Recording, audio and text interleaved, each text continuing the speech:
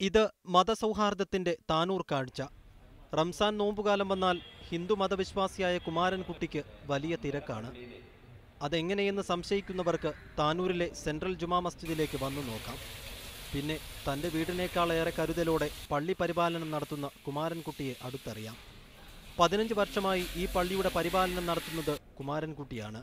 ദിനചര്യ പോലെ ചെയ്തു വരുന്ന പ്രവൃത്തിയാണെങ്കിലും റമദാൻ അടുത്തതോടെ വാക്കനപ്പറമ്പിൽ കുമാരൻ കൂടുതൽ സമയവും പള്ളിയിൽ തന്നെയാണ്.